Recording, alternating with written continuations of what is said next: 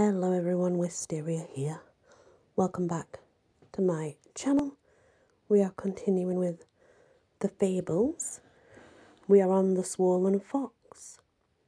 A hungry fox found in a hollow tree a quantity of bread and meat, which some shepherds had placed there against their return.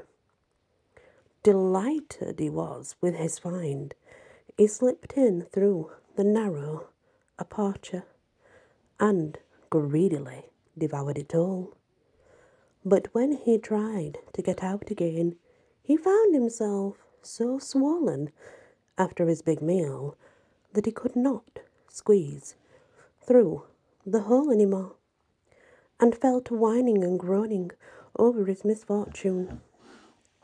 Another fox, happening to pass that way, came and asked him what was the matter, and, on learning the state of the case, said, "Well, my friend, see nothing for it but for you to stay where you are till you shrink to your former size.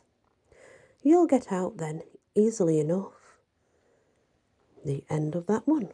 Interested? The Mouse, the Frog, and the Hawk.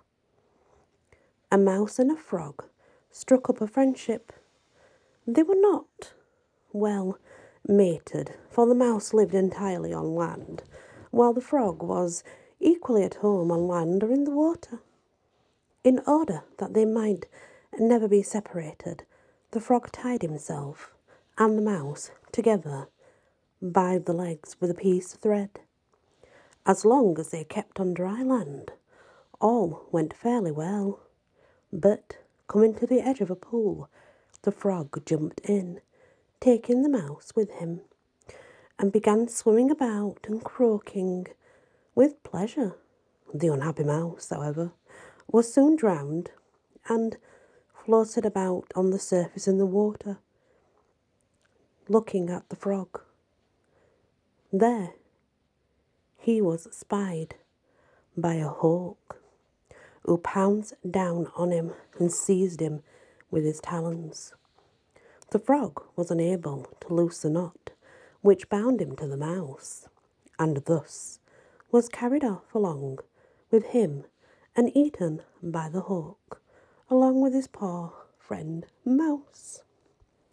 Well, really shouldn't have tied himself to it, should he? The Boy and the Nettles.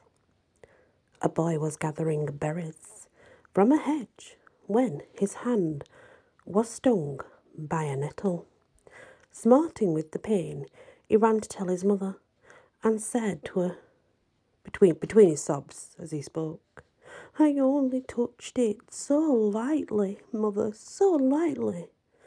"That's just what you got stung, my son," she said. "If you had grasped it firmly, it wouldn't have hurt you in the least." I think it would have, but why his mum told him that, I don't know. Interesting. This one's called The Peasant and the Apple Tree.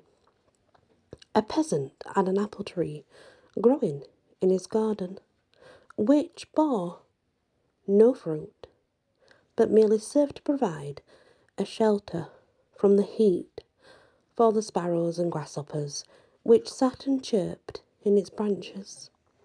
Disappointed at its barrenness, he determined to cut it down, and went and fetched his axe for the purpose.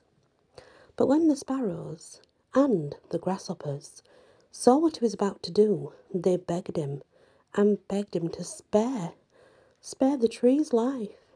They said to him, "If you destroy the tree, we shall have, well, nothing, and will have to seek shelter elsewhere. And then you will no longer have our merry chirping to enliven your work in the garden." He, however, refused to listen to them and set to work with a will to cut through the trunk. A few strokes showed that it was hollow inside and contained a swarm of bees with a large store of honey. Delighted with his find, he threw down his axe, saying, "The old tree is worth keeping after all." Utility is most men's test of worth.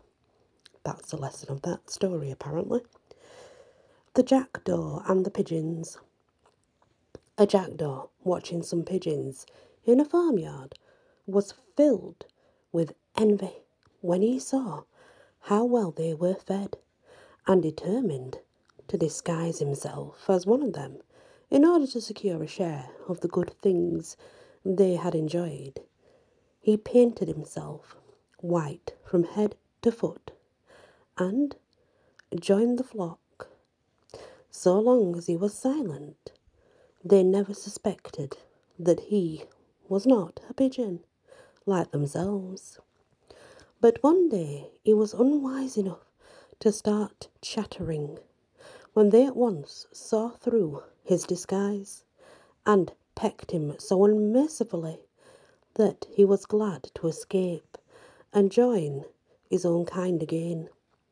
But the other jackdaws did not recognize him, for he was still in his white dress and would not let him feed with them, but drove him away, and so he became a homeless wanderer for his pains. Interesting. That's the end of that one. Jupiter and the Tortoise. Jupiter was about to marry a wife and determined to celebrate the event by inviting all the animals to a bouquet and banquet. They all came except the Tortoise, who did not put in an appearance, much to Jupiter's surprise. So when he next saw the Tortoise, he asked him why he had not been at the banquet. "I don't care for going out," said the Tortoise. "There's no place like home." Jupiter was so much annoyed by this reply that he decreed that from that time forth the Tortoise should carry his house upon his back and never be able to get away from home, even if he wanted to. That's how the Tortoise got his shell and it became his home. The Dog in the Manger.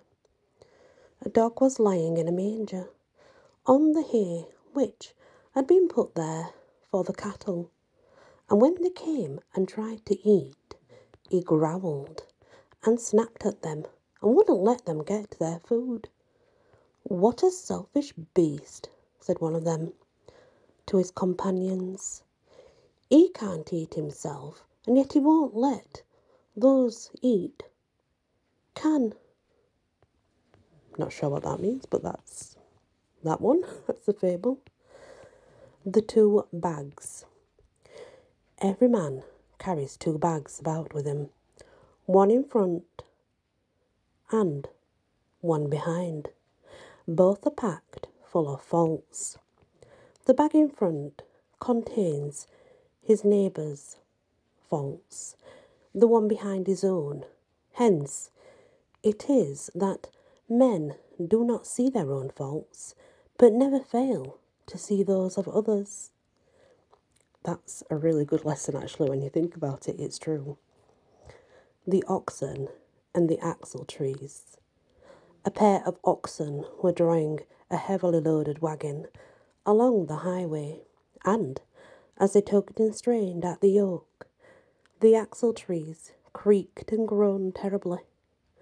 This was too much for the oxen, who turned round and indignantly said, "Hullo, you there? Why do you make such a noise when we do all the work?" And it says a lesson in that is, they complain most when they suffer the least. The Boy and the Filberts. A boy put his hand into a jar of filberts and grasped as many as he first could. But when he tried to pull it out again, he found he couldn't do so, for the neck of his jar was too small to allow the passage of such a large handful.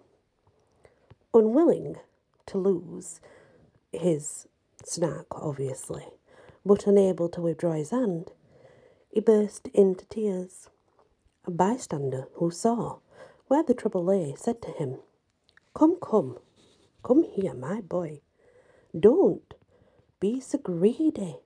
Be content with half the amount, and you'll be able to get your hand out without difficulty."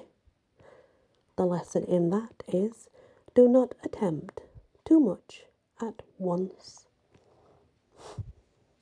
And I'm going to leave this episode here, guys. Thank you for listening to these fables. Please hit the like, share if you can, and if you've not yet subscribed, please consider doing so. Also, please note that if you have Google Podcasts, Spotify, Anchor, Apple Podcasts, you can find me on there just the same, Wisteria Energy Twister. I'm available on most podcasts. Many blessings.